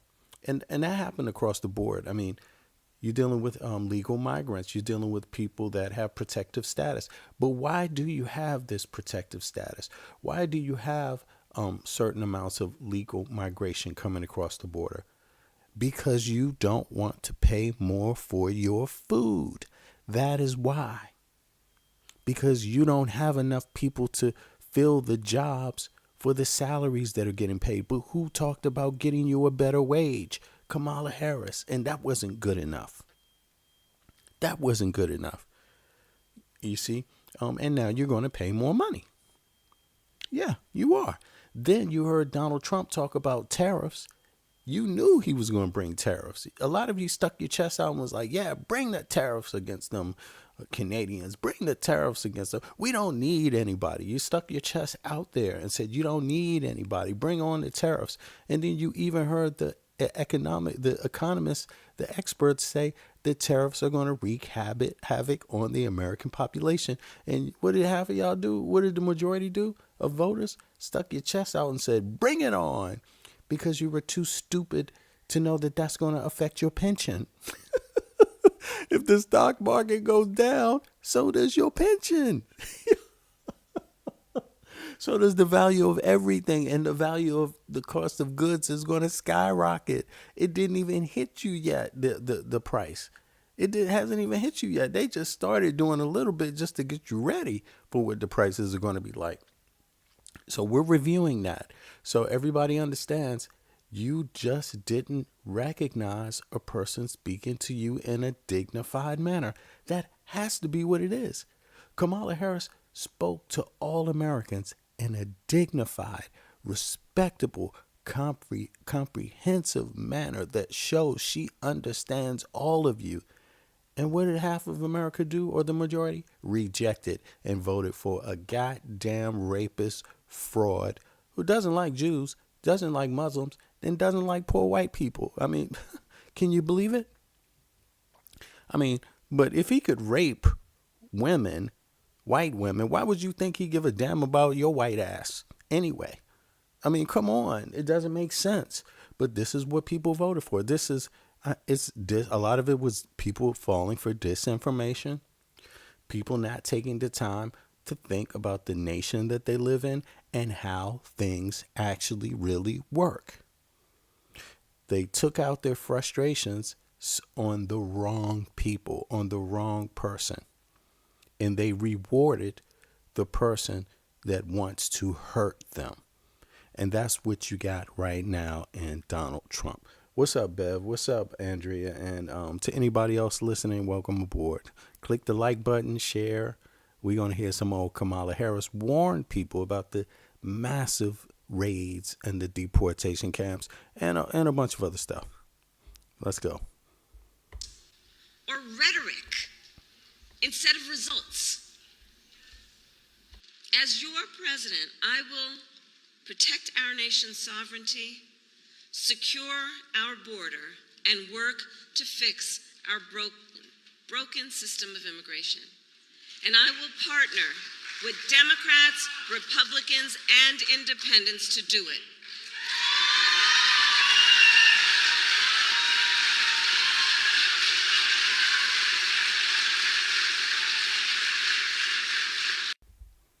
I mean, she said she would listen. She would work with Republicans and Democrats and independents to do it. And she said that and people rejected it.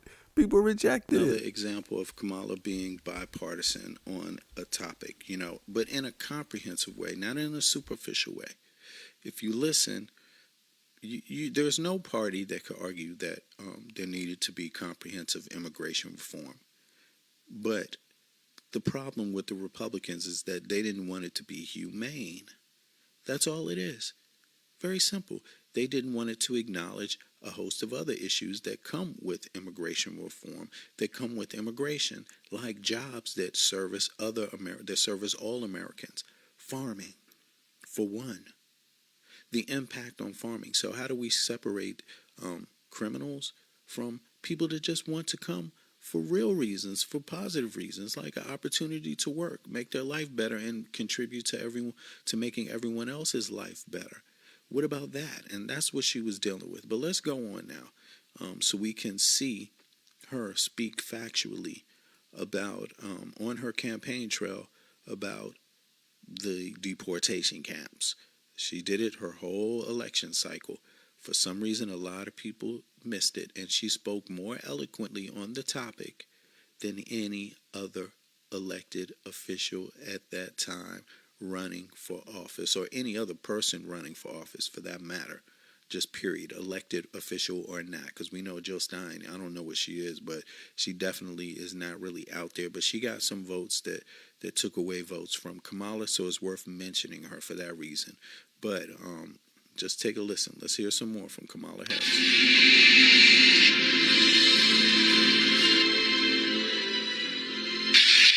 And while we fight to move our nation forward to a brighter future, Donald Trump and his extremist allies will keep trying to pull us backward. We all remember what they did to tear families apart. And now they have pledged to carry out the largest deportation, a mass deportation in American history.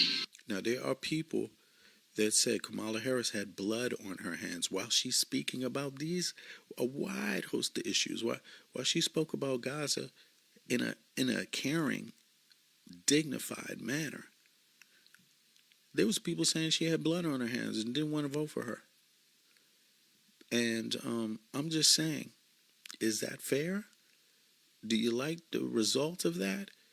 Because if you voted for Jill Stein or Donald Trump, it shows a lack of care, if you ask me. Because why would you even, on the case of Jill Stein, why would you vote for someone that you know can never be president?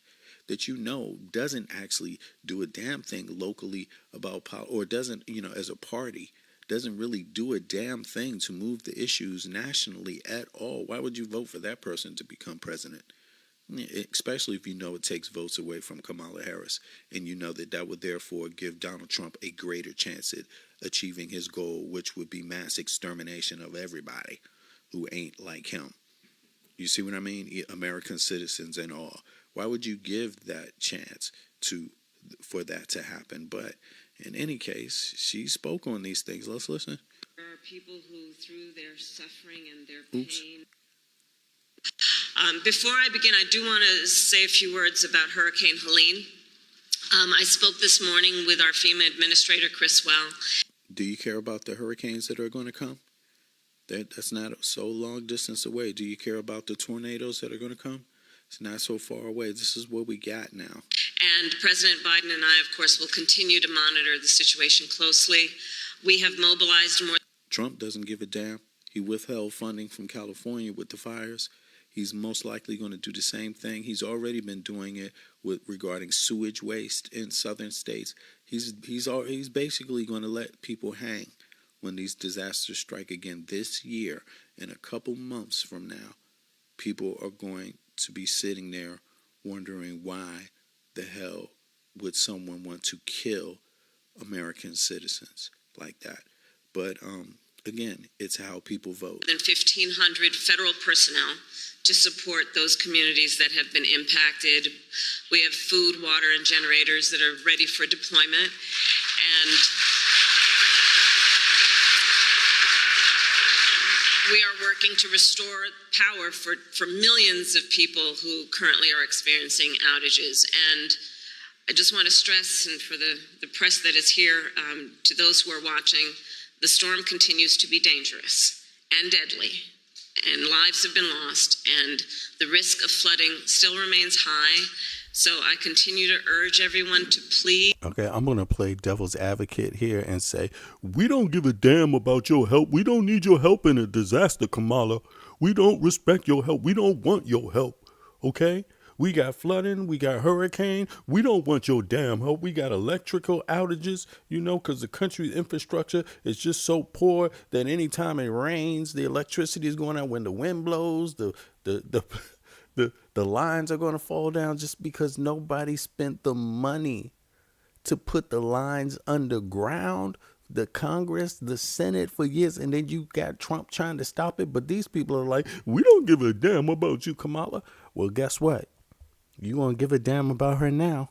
You're going to give a damn about her now because you are a damn fool if you dissed Kamala Harris when she was saying these things. When you were dissing Biden, you were being a goddamn fool. That's what you were doing if you're one of those people. Continue to follow guidance from your local officials until we get past this moment. So thank you all. And now I'll speak about, in particular, the people who are here today and why we are gathered here together today. So Arizona, I think you all know, and this is why you are here, there are consequential issues at stake in this election. And one is the security of our border. The United States is a sovereign nation, and I believe we have a duty to set rules at our border and to enforce them. And I take that responsibility very seriously. We are also a nation of immigrants. The United States has been enriched by generations of people who have come from every corner of the world to contribute to our country and to become part of the American story. And so we must reform our immigration system to ensure that it works in an orderly way, that it is humane, and that it makes our country stronger. And right now, you got China out there with memes. You got China out there with memes, actually, of American citizens out there in the fields picking their own goddamn food, picking their own fruit. I mean, do you like that? Because they're not really out there right now, by the way, doing that. They're waiting for a miracle, actually. Americans are waiting for a miracle. They're not out there picking. They're not out there on those farms going to be able to cover this. People, immigrants are afraid to show up to work on the farms.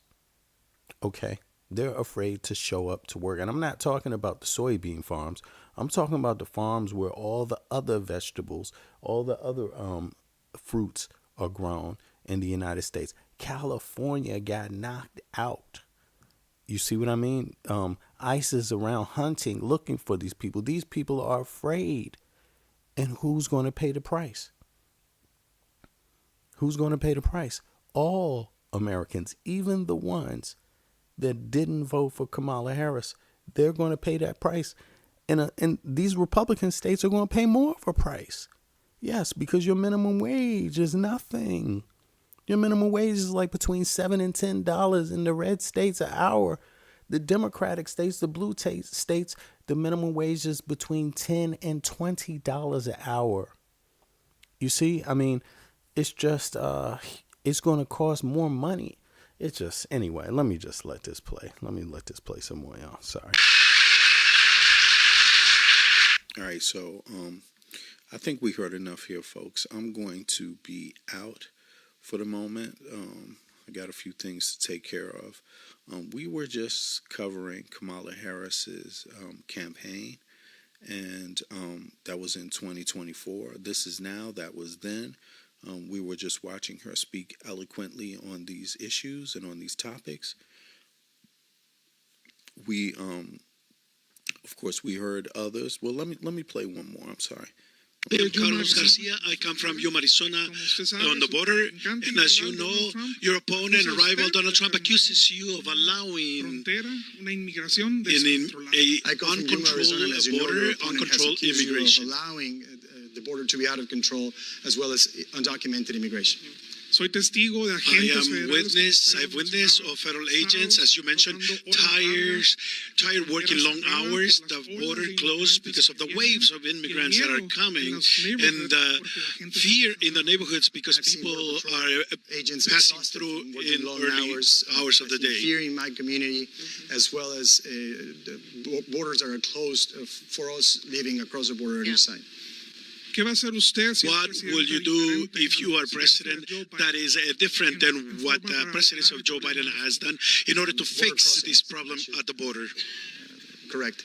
What would you do differently from what's been done in the Biden administration to make sure that the border is secure and orderly? Thank you. Thank you for the question. And I was just recently in Arizona at the border. Let me start with this. Perhaps what distinguishes me from at least a couple of people. I was the top law enforcement officer of the biggest state in this country, California, that is also a border state. I have taken on transnational criminal organizations. I have taken on transnational criminal organizations that traffic in guns, drugs, and human beings, and I've prosecuted them. I led a bipartisan group of attorneys general, American attorneys general, to Mexico City to work with Mexican attorneys general to combine intelligence and resources to prosecute those cases. Now we can see that the majority of people that listen to her speak in a dignified manner, dignified, comprehensive manner, across the United States of America, voters, enough of them didn't believe her. Enough of them didn't believe her. We would just say that. Why they didn't believe her? Don't really know. Is it because she's a woman? Is it because of her color? I don't know, but that can't be it, because a lot of women didn't believe her. I mean, well, let's just say for the women that didn't believe her, was it her color? Let's just say for the people that have a color like her, was it that she was a woman? I don't know, because it's obviously that there was some bigotry at play, because she is by far the more experienced person when it comes to this topic. She has a record over 35 years, state level, federal level. Every job that she has is because she won an election to have the job, including the one that she had right at this moment, which was the vice president thing. So this woman has extensive experience, and she is telling you on this topic what the experience she had that Biden didn't have. She had more knowledge on the topic because she was an elected official for a border state herself. She was in charge for prosecuting drug traffickers herself. That was actually her actual job. For some reason, a lot of people didn't believe her. Okay. Including what was going south as well. I led a bipartisan group of attorneys general, American attorneys general, to Mexico City to work with Mexican attorneys general to combine intelligence and resources to prosecute those cases, including what was going south as well as what was coming north. Now, check this out. She said she led a bipartisan coalition, right, of state attorney generals, right? Those are prosecutors, right, for states, looking for crimes, right? Now, it was bipartisan, though. People didn't want somebody. I'm going to play devil's advocate here. We don't want no bipartisan nothing. We don't want you working with nobody. We want somebody working all by themselves, like Trump. Trump is not working with Congress. Trump don't even give a damn about his own Republican representatives in the country. You see how ridiculous this is? Somebody that wanted to be bipartisan has experience being bipartisan. People was like, nah, hell no. We don't want nobody working with nobody. We want somebody that's only going to work just by themselves. That's what you got. I will put my record up against anyone in terms of the work I have always done and will always do to ensure we have a secure border. Which is why I also mentioned then, in the context of an earlier question, the point about the border security bill. Now keep in mind, the person wants to know what's she going to do different than Biden. Well, hey, y'all, let's look at what Trump is doing different from Biden. Do you see the difference now? I mean, were you really even looking for a difference? I mean, what was Biden doing wrong on immigration reform? What is it that he was doing wrong that you wanted to do better? What was it? Single issue voter? What was it? Because that shit backfired on you. Not only are you not getting the wonderful protections and comprehensive protections that the Biden-Harris campaign already got into effect and supported, not only do you not have those now, but you actually have a president that is violating everybody's human and civil rights, not even caring what the courts say, not even worrying about getting a damn thing done in Congress, passed through the Senate to sign. If it ain't about him and his rich boys, he don't give a damn. So you see how silly that question was? Would do better. First, acknowledge what's already being done. First, acknowledge that the person you're talking to actually cares. First, acknowledge that. But I don't even understand. That question looks ridiculous now in hindsight. So I was just in Arizona at the border. I spoke with the Border Patrol, leaders there. They are, to your point, they're working around the clock. And they need more support. 1,500 more border agents would have gone to the border. Except Donald Trump got in the way of that bill many months ago, which would mean those many months of more resources going to help those very agents you were talking about. Many months. Look at how he's looking. It's just skeptical. I'm not quite sure. Can I trust her? I don't know. I mean, this is not good enough for me, maybe. I mean, you know, I mean, really, it's ridiculous. I mean, I hate to say it, but again, a large number of Hispanic voters voted for Trump. Flat out. Flat out. Of what could have been happening right now in terms of putting resources into fentanyl and stopping the flow of fentanyl. Not the majority, I'm just going to say not the majority, but damn near close to half. Fentanyl, which we know is killing people every day in America. The trafficking issue, and again, work I have done and care deeply about. So my pledge to you is that by the grace of God and hopefully with your support as well, when I am elected president, I will bring back that border security bill and I will sign it into law and do the work of focusing on what we must do to have an orderly and humane pathway to earn citizenship for hardworking people. I think a lot of the voters don't understand the Constitution. They don't understand that the Congress controls the purse. You can make executive orders, but those executive orders can be overturned as soon as there's another president. So the only way to make it be upheld by all presidents, or the most of them, is to pass a bill through Congress and the Senate and have the president sign it. Then it becomes law if it's not debated or overturned in the Supreme Court. Only then does it become law.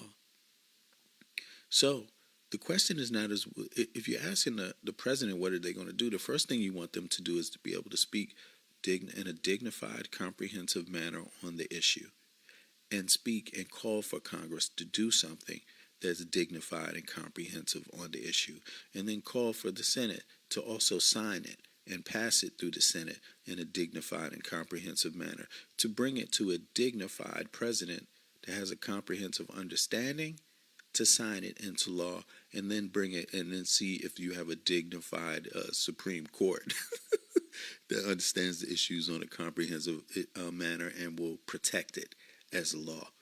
That's how you get things done. That's how it's supposed to be done, right? If you respect the Constitution saying that the Congress controls the purse. That means how you going to pay for shit to get done, right? And Congress also controls the ability to write bills pretty much, right? So in the Senate, you know, that's working within the bounds of the Constitution. That's making laws. That's passing laws. That's getting stuff done.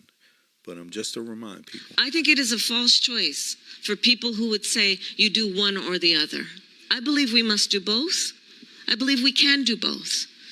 And my pledge to you is to work on that. The solutions are at hand. We need the political will. And I thank you for the question. Thank you. Thank you. Thank you, Carlos. Gracias, Carlos. Thank you, Carlos. Madam Vice President. Carlos Garcia, I come from Yuma, Arizona. Carlos Garcia. Okay, hold on for a second. Sorry about that. I could see that is, for some reason, just continues to replay. But let's go back here. So we heard Carlos Garcia speak on that topic. Now let's see. Is there one more that we're missing here? I think it was. Let's go to this one. Here we go. This is the last one. Regarding the rapid increase in the migrant population, how will you ensure that every immigrant is integrated into American society safely? What benefits and subsidies will you provide them with? And how long will these benefits and subsidies last for an individual? Most importantly, will the American citizens' taxes pay for these benefits and subsidies? And if so, how much money will be allocated? Well, thank you, Jackson. Let's start with this. America's immigration system is broken and it needs to be fixed. And it's been broken for a long time. And part of what we need to do is always prioritize what we need to do to strengthen our border. I will tell you, I'm the only person in this race among the two choices that voters have. I've personally prosecuted transnational criminal organizations in the trafficking of guns, drugs, and human beings. I have spent a significant part of my career making sure that our border is secure and that we do not allow criminals in and we don't allow that kind of trafficking to happen and come into our country. And as my opponent has proven himself, he would prefer to run on the problem instead of fix the problem.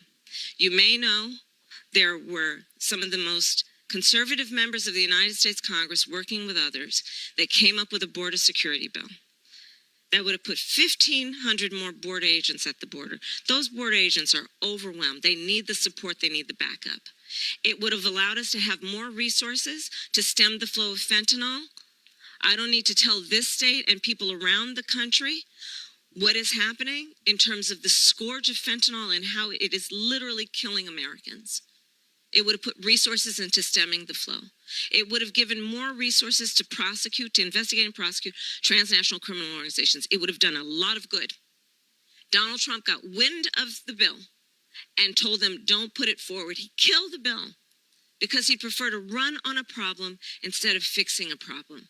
We have to have a secure border, and we have to have a comprehensive pathway for citizenship. And as of today, we have cut the flow of immigration by over half. In fact, the numbers I saw most recently, illegal immigration But if is it was low. that But easy hold on, with let me that finish. executive action, why not do it in 2022, 2023? Because we were working with Congress and hoping that actually we could have a long-term fix to the problem instead of a short-term fix. You couldn't have done one and both at the same time? Well, here's the thing. We have to understand that ultimately this problem is going to be fixed through congressional action. Congress has the authority and the purse. I hate to use DC terms, but literally they write the checks. Exactly. And there it is. So on that note, y'all, I'm out. You had an opportunity to hear Kamala Harris speak on these topics. She spoke on immigration reform, that which you're seeing a whole lot of people, that is protective rights, protecting migrants once they come legally to the country, which you're seeing being thrown out now because protective status is a legal process. As long as they're granted that status, they're there legally. You're seeing people American citizens be deported. I mean, you're seeing the president talk about deporting American citizens, or at least American citizens being detained. How can you detain an American citizen? How could you do that? We've seen Kamala Harris. We've been watching this. She talked. She went to 2,800. That's 2,800 speaking events talking about the border, talking about Gaza, talking about housing, talking about education, talking about health care, right? She talked about these things. You saw that was during the last election cycle for president. That was 2004, just the other day, right? And you also saw Donald Trump speak about he wants to have tariffs. I don't know if you believed him or not. He's always been talking about tariffs. He did tariffs, so you should have believed him when he said that. And you should have believed economists when they said it would wreck the economy. I don't know who you're listening to. You're probably listening to some conspiracy theory websites. I have no idea. Or you're listening to Jill Stein voters who get a lot of this shit from or they mirror conspiracy theory websites. I don't know. Jill Stein could have supported a person who spoke in a dignified fashion about these very issues. Yes, she could have. She did not, though. She instead chose to speak about her in an undignified manner, scapegoating the Gaza issue over all other issues, like the Gaza issue and the Palestinian issue hasn't always been a problem. It has been. Even right now, it's a problem under Trump. Where's that voice? Where's that voice? But if you're going to have a voice about Gaza, Have a comprehensive understanding of it and a realistic understanding of it. Let's acknowledge all the factors, not just some of the factors.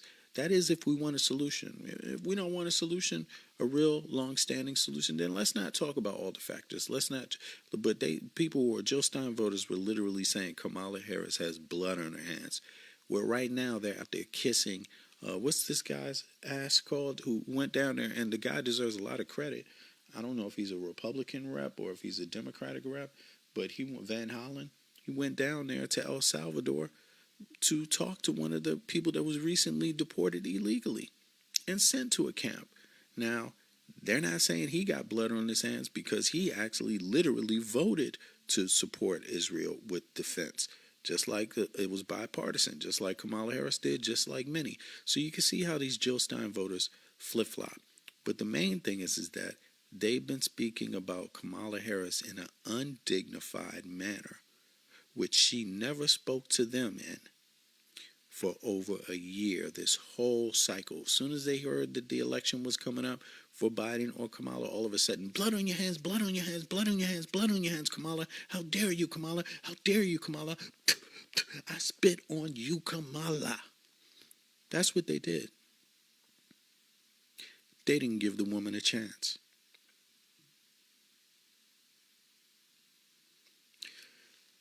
Yes, they didn't give the woman a chance. Yeah, they didn't give the woman a chance. So, unfortunately, we have what we have today. Can we learn to speak to each other in a comprehensive, dignified manner like Kamala Harris did? I don't know. Maybe some of you can. Maybe some of you can't. But I know damn well some of you hide behind terms like dignified. But I'm here to tell you, what's good for the goose is good for the gander. If you didn't talk about Kamala Harris in a dignified manner, you damn sure shouldn't go out there crying about nobody else and how they speak to your dumb ass.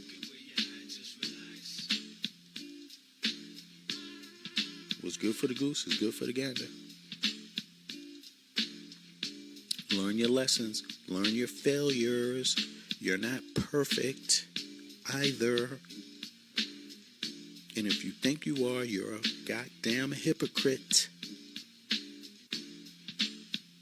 Stop encouraging young people to not vote through your scams. No, the Democratic Party is not the same as the Republican Party. Anyway, peace, y'all. I'm out. I appreciate everybody. Appreciate the, folks for listening to my humble message. Let's do better. But let's all of us do better, right? Not just some of us. Not just Kamala Harris. We shouldn't just demand that Kamala Harris do better. The best part about it is that now that we have Trump, I'm sure we can do better because he is the worst. Peace.